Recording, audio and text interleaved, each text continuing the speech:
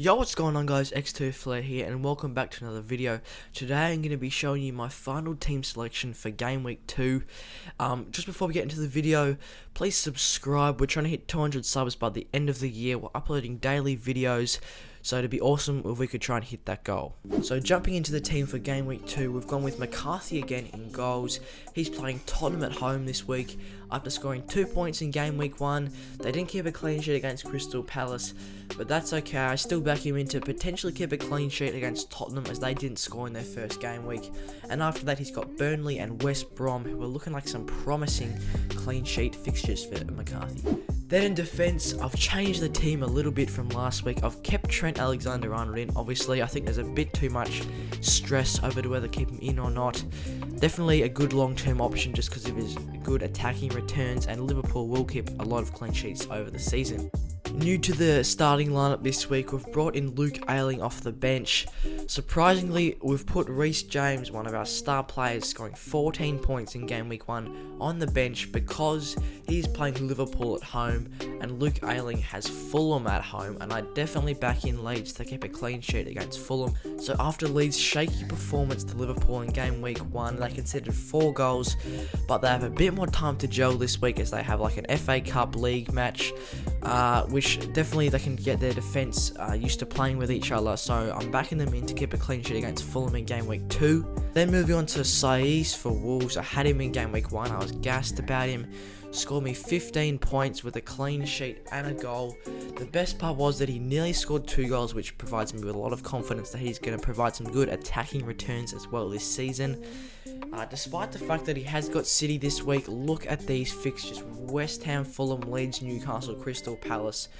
They are some incredible fixtures for clean sheets for Saiz, and I wouldn't even write Wolves off to not keep a clean sheet against City. They did keep a clean sheet against them last season, so I definitely back Saiz in. And coming at only 5 million price tag, 4.4% ownership, there is no way he's leaving my team. Then in the midfield, we're going with the usual Salah and Aubameyang. One thing to note is that I've put Aubameyang captain against West Ham at home compared to Salah, who's playing Chelsea away.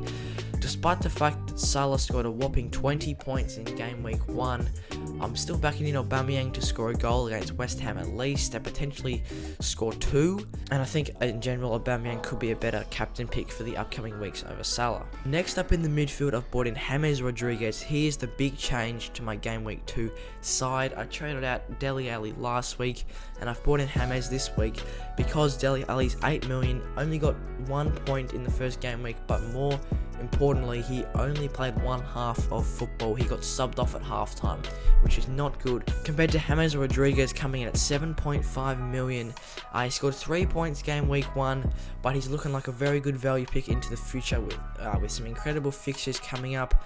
As you can see, they've got West Brom, Crystal Palace, Brighton as their next 3 opponents.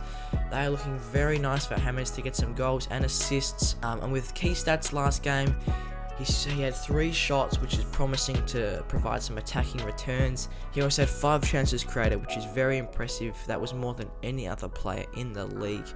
So I was very happy with that, which means he's definitely looking to get some goals and assists coming up in the next few fixtures. To cap off the midfield, we've gone with Alan St-Maximin. He scored 3 points Game Week 1. Little bit disappointed that he wasn't playing further forward. He was sort of playing in the midfield role. A little bit frustrating, but that's okay for his 5.5 million price tag. I don't have to worry about him for now. Upcoming fixtures aren't too bad. He's got Brighton and Burnley in the next 4. As I say, for 5.5 million, I'm not seeing too many better value options. Potentially Souček to bring in the future, but for this week, St-Maximin is staying in. Then in the forward line, it's a pretty similar forward line to Game Week 1. We've gone with Che Adams from Southampton. He's got Tottenham this week.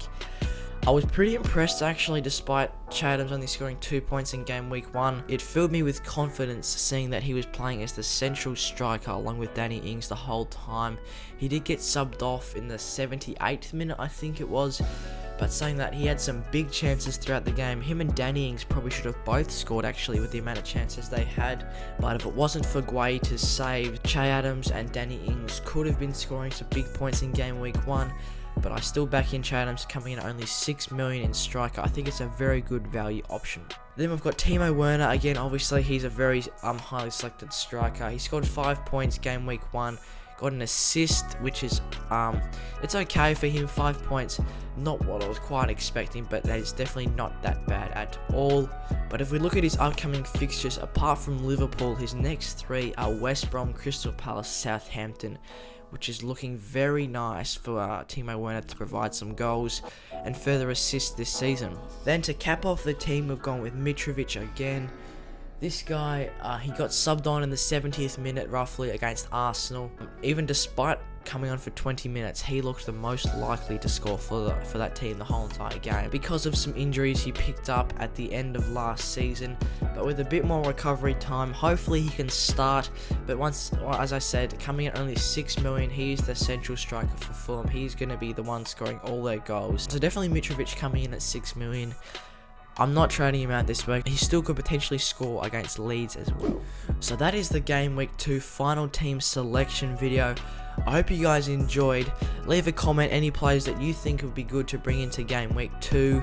Please like and subscribe if you found the video entertaining and you want to see more content like this. And I'll see you guys in the next one.